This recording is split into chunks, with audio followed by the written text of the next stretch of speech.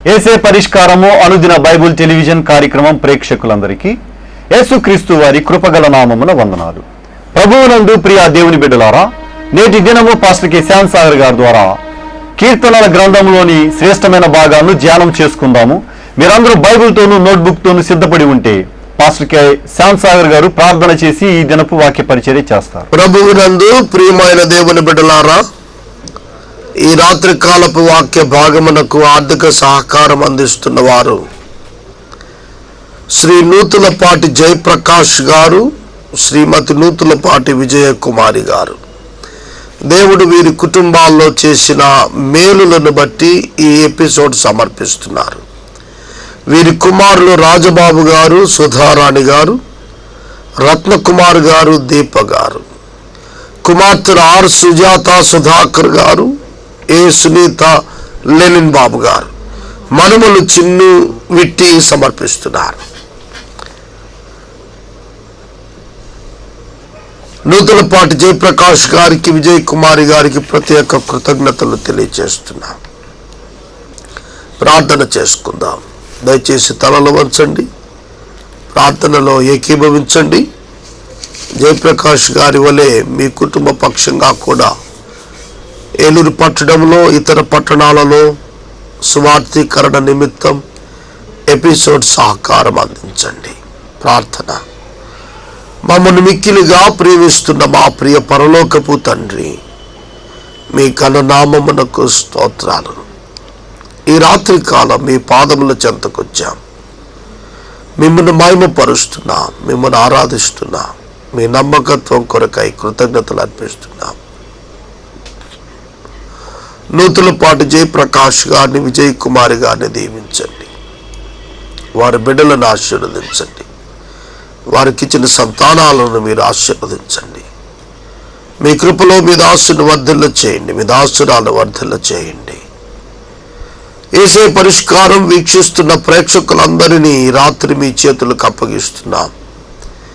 వీరంతా సువార్తోద్యమంలో భాగస్థులైతే ఎంతో బాగుంటుంది ప్రభు. అట్టి భాగ్యం వీరికి ఇవ్వండి. వీరి ఆర్థిక పరిస్థితులను మీరు పెంపొందించండి. వారి త్యాగ బుద్ధిని మీరు ఆశీర్వదించండి. మీ కృపలో ప్రతి ఒక్కరం మీ సిలువ మోయిట కొరకు నేర్చుకున్నటకు సహాయం చేయండి. సువార్త లేక నశిస్తున్న ప్రజల నిమిత్తం ప్రార్థిస్తున్నా. సువార్త ప్రకటించు వారు పంపబడిన ఎడరెట్లు ప్రకటిస్తారని మీ వాక్యం సెలవిస్తోంది. ప్రతి ఒక్కరూ సువార్త కొరకు తమ హస్తములు చాపునట్లు సహాయం ఇవ్వండి. ఈ రాత్రి కాలం మా ప్రేక్షకులను మీరు జ్ఞాపకం చేసుకుని అనారోగ్యముతో ఉన్న బిడ్డలకు ఆరోగ్యమును, ఆర్థిక ఇబ్బందులు పడుతున్న వారికి ఆర్థిక కృపను, గర్భిణీ స్త్రీలకు మంచి ఆరోగ్యముతో కూడిన సుఖ కాన్పును, సంతానము లేని వారికి చక్కటి సంతానమును, విద్యార్థులకు విద్యను, జ్ఞానమును, ప్రయాణికులకు భద్రతను, కోర్టు తగాదాలతో బాధపడుతున్న వారికి ప్రత్యర్థులతో నెమ్మదిని అనుగ్రహించమని ప్రార్థన చేస్తున్నాం. నూతనంగా గృహాల నిర్మాణం చేసుకుంటున్న వారు అనేకులు ప్రార్థన మనవులు పంపుతున్నారు. ప్రభు, నోవహు దినాలు వంటి దినాలలో మేమున్నాం కనుక వారు జాగ్రత్తగా తమ ఆత్మీయ జీవితాలను నిర్లక్ష్యం లేకుండా కాపాడుకున్నట్టు కూడా వారికి నేర్పించండి. ఘనత, మహిమ, ప్రభావాలు మీరే పొందండి. మా రక్షకుడైన యేసు ప్రభు పేరిట ప్రార్థిస్తున్నాము తండ్రి. ఆమెన్. ప్రభువునందు ప్రియమైన దేవుని బిడ్డలారా, ప్రేక్షకుల యొద్దకు పరిష్కారంలో నేను, మా బృందం ఏలూరు పట్టణం అంతా సంచరిస్తున్నాం.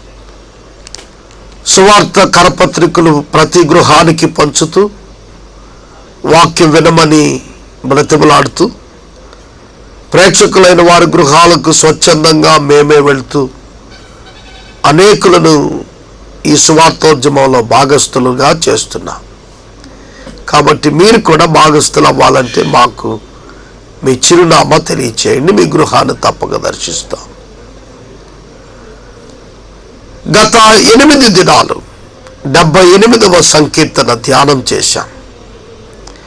8 దినాలు 78వ కీర్తన ఒక్కటే ధ్యానం చేశాం.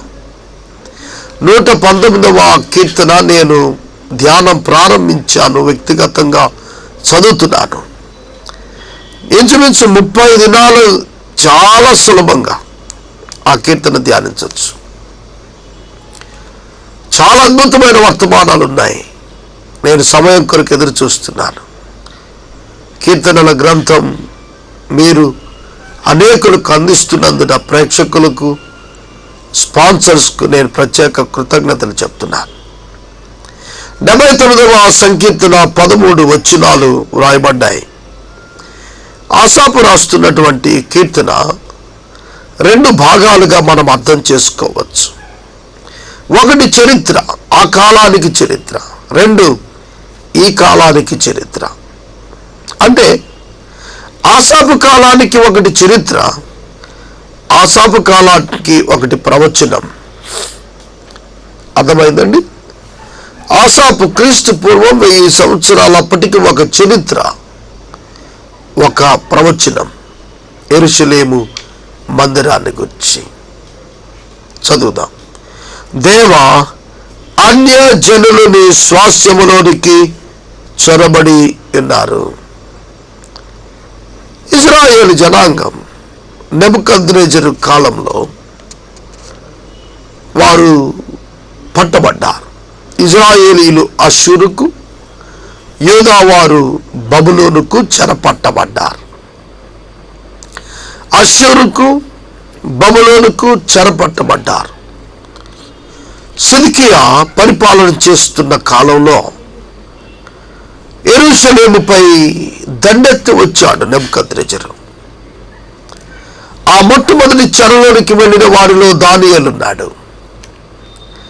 2వ ట్రిప్లో వెళ్ళిన వారిలో షద్రక్, మెషక్, అబేద్నెగోలు ఉన్నారు. ఆ చెర అనుభవాలను జ్ఞాపకం చేసుకుంటే చాలా పర్ఫెక్ట్గా ఈ మొట్టమొదటి 3 వచనాలు మనకు కనిపిస్తాయి. 2-3 వచనాలు కనిపిస్తాయి. లేదు, న్యాయాధిపతుల కాలంలో ప్రజలు పాపం చేసినప్పుడు దేవుడు అన్యజనుల చేతికి వీరిని అప్పగించిన విధానం తీసుకున్నా ఇది కనిపిస్తుంది.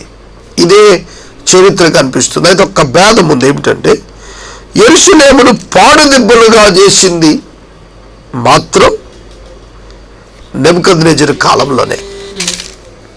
కాబట్టి దీన్ని ఒక మాటగా ప్రవచనంగా తీసుకోవచ్చు, మరి ఒకటి చరిత్రగా కూడా తీసుకోవచ్చు. ఇప్పుడైతే మనకి ఇదంతా చరిత్రే. చదువుకుందాం. దేవా, అన్యజనులు నీ స్వాస్థ్యములోనికి చొరబడి ఉన్నారు.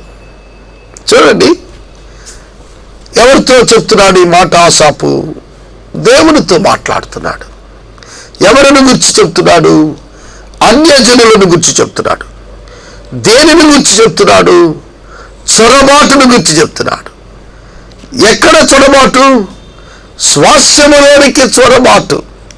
చూడండి, ఈ మాట ఒక్కొక్కటి మీరు విడదీసి చదివితే, దేవా, అన్యజనులు నీ స్వాస్థ్యములోనికి చొరబడి ఉన్నారు. చొరబడుట అనే పదం వినబడగానే యాజ్ ఎ ఇండియన్గా, భారతీయుడిగా మీకు మాకు కార్గిల్ గుర్తుకొస్తుంది. చొరబడుతూ వచ్చేశారు శత్రువులు. ప్రభుత్వం గమనించుకోలేకపోయింది. తర్వాత యుద్ధం అయ్యిందని ఈ చరిత్ర అంతా మనందరికీ తెలుసు. చొరబాటు ఎక్కడికి? స్వాస్థ్యములోనికి. ఎవరు? అన్యజనులు. ఎందుకు కంప్లైంట్? దెన్ ఎందుకు ఇస్తున్నాడు కంప్లైంట్? అన్యజనులు దేవుని యొక్క మందిరములోనికి రావటానికి వీల్లేదు. పరిశుద్ధ గ్రంథంలో దేవుని యొక్క ప్రజలు కలిగిన పరిశుద్ధ దేవాలయం గురించి మీరు ఆలోచిస్తే, inner court, outer courts, gentile courts జాగ్రత్తగా రాలి. Inner courts, outer courts and gentile courts. అంటే ఈ ప్రత్యక్ష గుడారంలో ఉన్నటువంటి నమూనా చూస్తే, లోపల గుడారం లోపట ఇన్నర్ కోర్ట్, గుడారం వెలుపట within the walls outer court. దాని బయట ఉన్న ప్రత్యేకమైన స్థలంలో జెంటైల్ కోర్ట్స్ అంటారు, అంటే అన్యజనులు నుంచవచ్చు.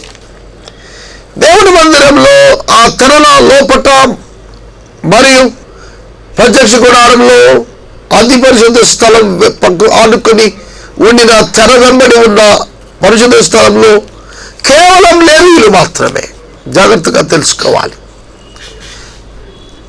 ప్రత్యక్ష గుడారంలో అతి పరిశుద్ధ స్థలంలో ఒక్కమారు మాత్రమే ప్రధాన యాజకుడు, అది సంవత్సరానికి ఒకసారి. లోపల ఉన్న పరిశుద్ధ స్థలంలో ప్రత్యేకమైన యాజకులు మాత్రమే.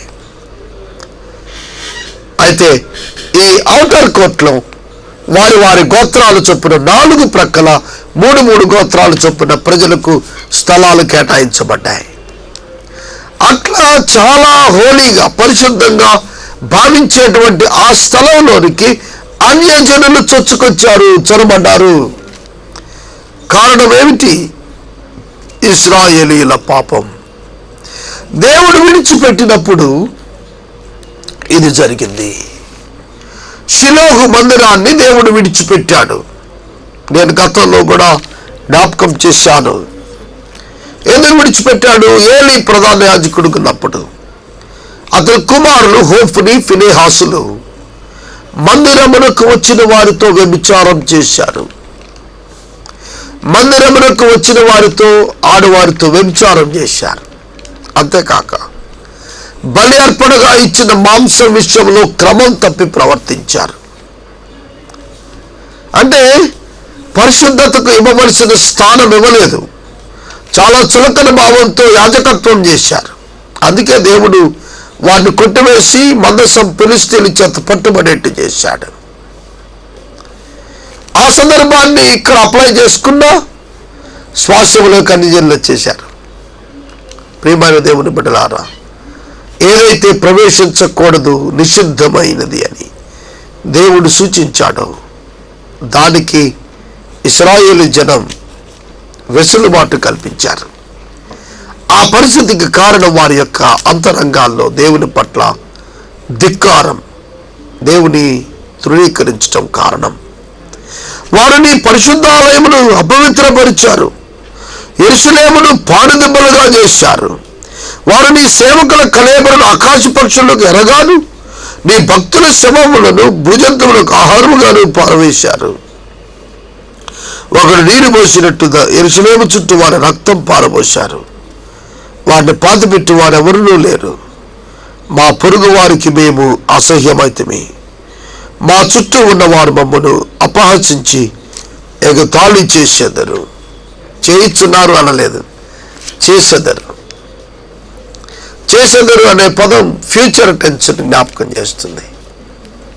కనుక దీనిని మనం ప్రొఫెటిక్ గా చెప్పుకుంటే యెరూషలేము చుట్టూ దండ్లు కడతారు.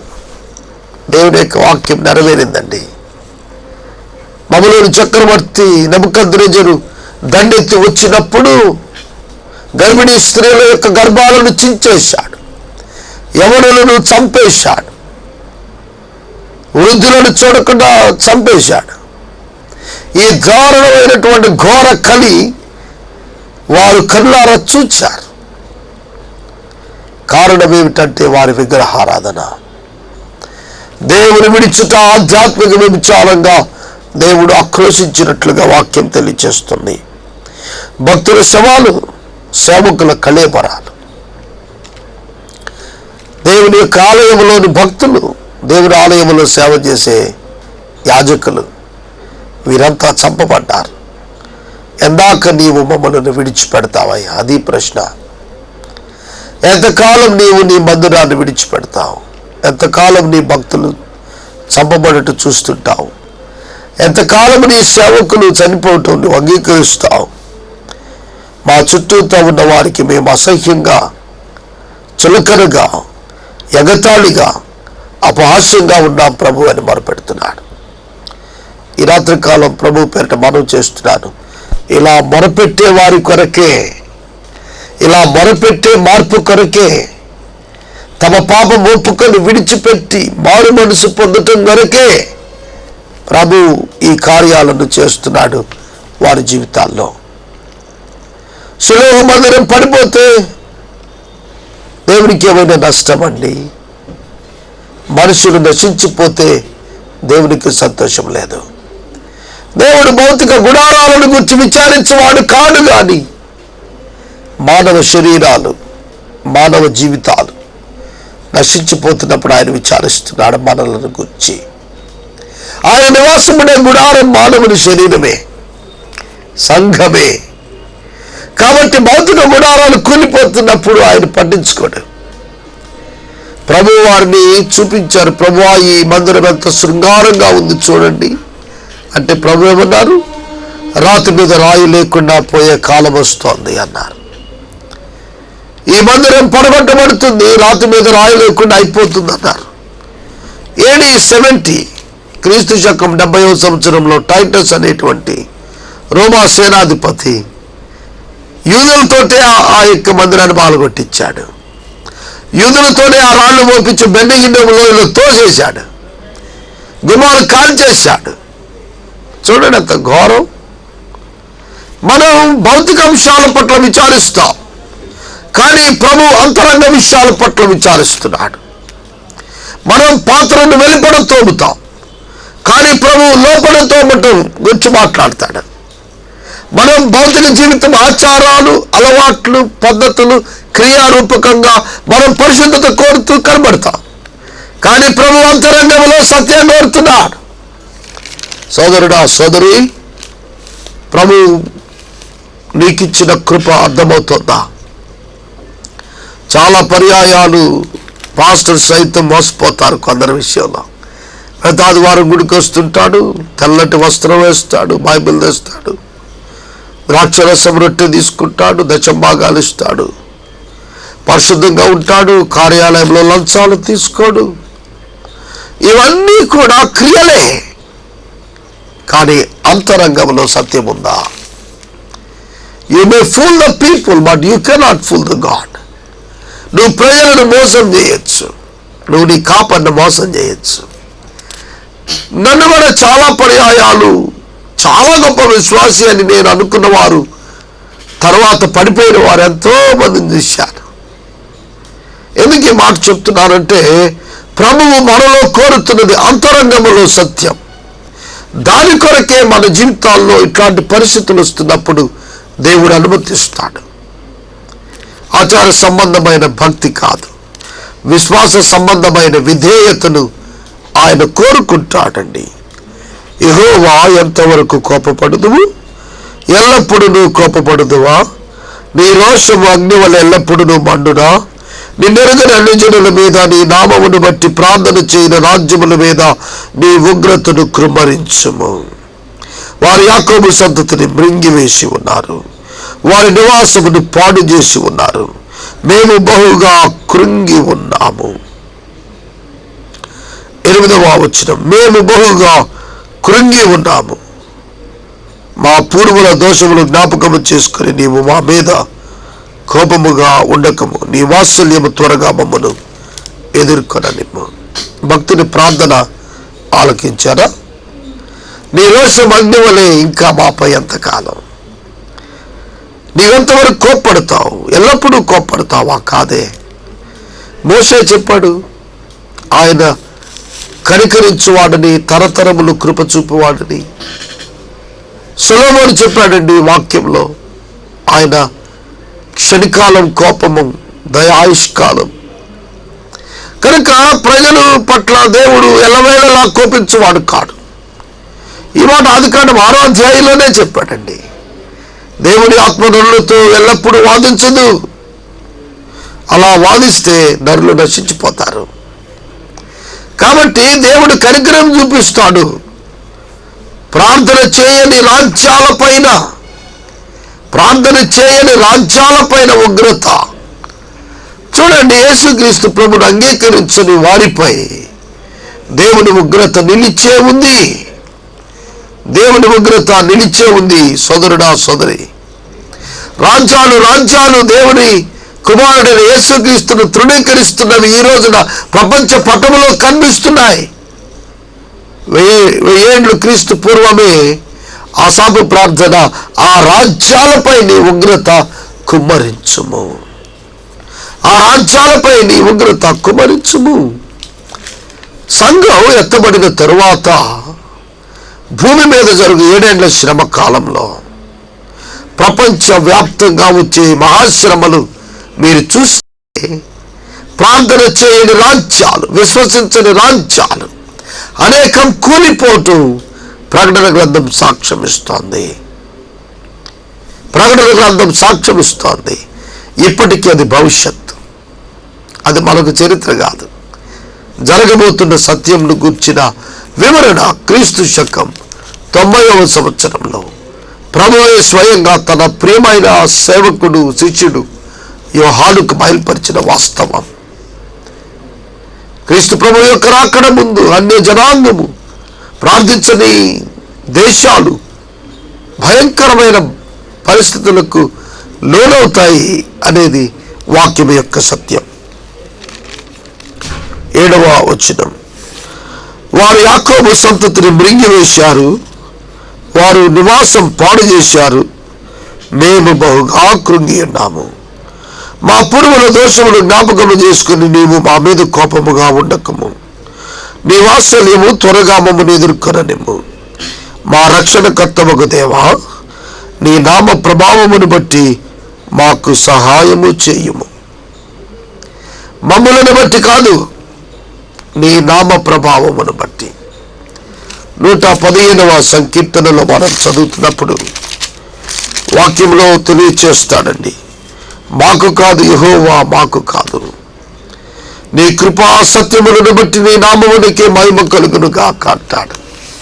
కనుక ఆయన కృపా సత్యాలను బట్టే, ఆయన నామ ప్రభావమును బట్టే ఆయన జ్ఞాపకం చేసుకుంటాడు తప్ప మనమేమై ఉన్నామో దానిని బట్టి కాదు. అగాపే ప్రేమ యొక్క లక్షణం తానేమై ఉన్నాడో దానిని బట్టి ప్రేమించటమే గాని, ప్రేమ పొందుకుని వారు ఎట్టివారో దానిని బట్టి మార్పు చెందే ప్రేమ కాదు అగాపే ప్రేమ. దేవుడు తన అద్భుత ప్రణాళికలోని ప్రేమ చేత మనుషులను ప్రేమిస్తున్నాడు. మానవ జాతి ఏర్పరచబడక పూర్వమే దేవుడు మానవ పాప పరిహారము నిమిత్తం తన కుమారుని పంపించాలని తన యొక్క ప్రేమ చేత సంకల్పాన్ని చేశాడు. ఇందులో ప్రేమ ఉంది తప్ప మరేమీ లేదు. కాబట్టి దేవుడు తన ప్రజలను అప్పగించినప్పటికీ వారిని తిరిగి జ్ఞాపకం చేసుకుంటంలో ఆయన ప్రేమ ఉంది. సహాయము చేయము అని ప్రార్థిస్తున్నాడు. మాకు సహాయము చేయము అని మీరు ప్రార్థన చేశారా? మాకు సహాయము చేయుము. ఈ ప్రార్థన బైబిల్లో ఎవరు చేసినా వారు అంగీకరించబడ్డారు. అపోస్తలుల కార్యం 16వ అధ్యాయంలో మనం చూస్తున్నప్పుడు చాలా విశేషమైన స్పందనతో కూడిన మాటలు కనిపిస్తాయి. పౌలు భక్తుడు ఫిలిప్పీ సంఘ నిర్మాణపు వివరాలు అందులో రాశాడు. మాసిదోనియా దేశస్థుడు ఒకడు నిలిచి మాకు సహాయము చేయము అని వేడుకొనుట పరిశుద్ధుడైన పౌలు దర్శనంలో చూచాడు. అంతే స్పందించి వెళ్ళాడు.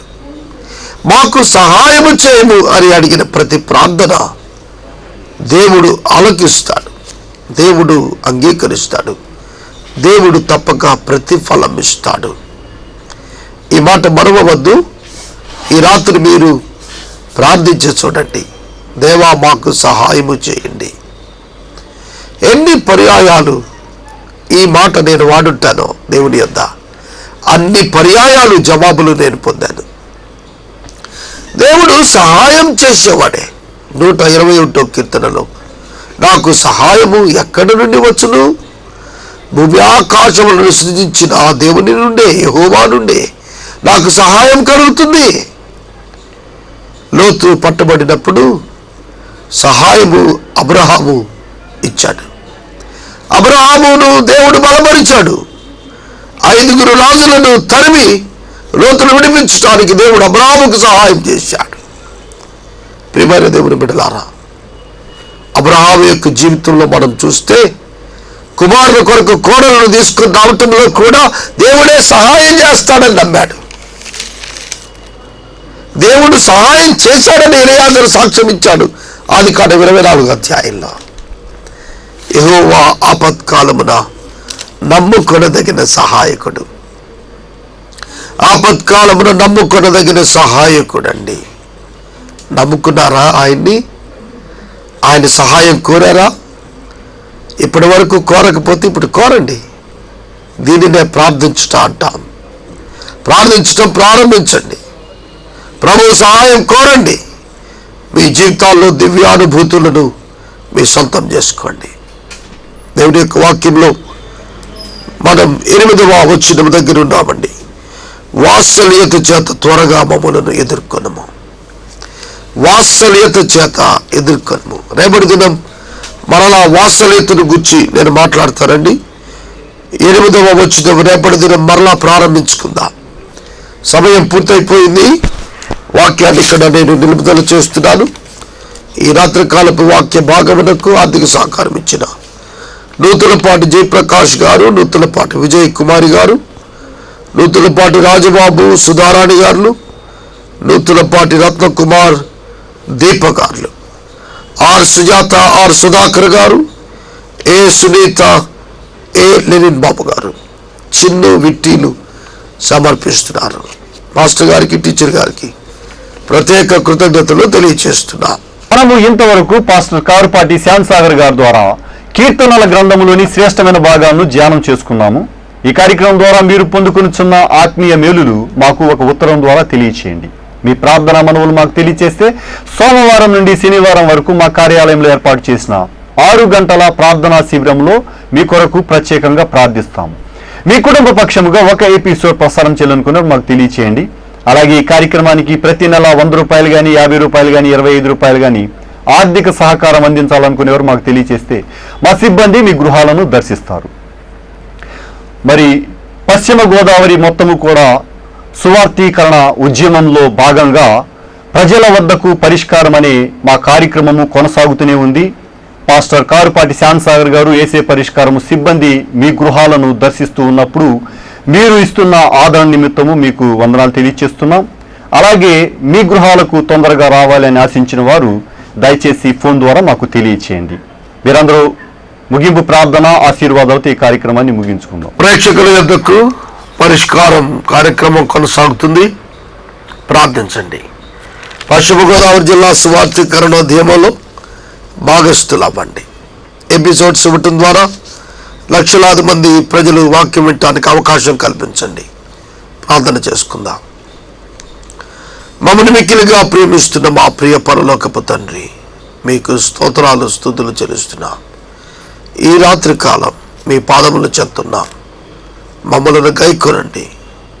ఇశ్రాయేలీయులు ప్రార్థించిన రీతిగా మేము కూడా ప్రార్థిస్తున్నాం. మాకు సహాయము చేయండి. తప్పక సహాయం చేసే దేవుడు నాయన. యెహోషాపాతు మాకు సహాయం చేయమనగానే మీరు సహాయం చేసి సేనలను పారద్రోలారు. గిదెయోను ప్రభువు సహాయం చేయండి అనగానే మిద్యానీయులను పారద్రోలారు. మా జీవితంలో అమాలేకీల వంటి సమస్యలు, మిద్యానీయుల వంటి సమస్యలు, ఫిలిస్తీన్ల వంటి సమస్యలు కొల్లలుగా ఉన్నాయి. వాటిని పారద్రోలండి. సహాయం చేయండి. ఈ రాత్రి కాలం మా ప్రేక్షకులను దీవించండి. పశ్చిమ గోదావరి సువార్తీకరణలో భాగస్థులు అవటానికి నేర్పించండి. యేసు దివ్యనామములో ప్రార్థిస్తున్నాము తండ్రి. ఆమెన్. మన తండ్రి అయిన దేవుని ప్రేమ, కుమారుడైన యేసుక్రీస్తు వారి యొక్క కృప, పరిశుద్ధాత్మ దేవుని కన్యోన్య సహవాసం సదాకాలం మనందరికీ తోడై ఉండును గాక. ఆమెన్.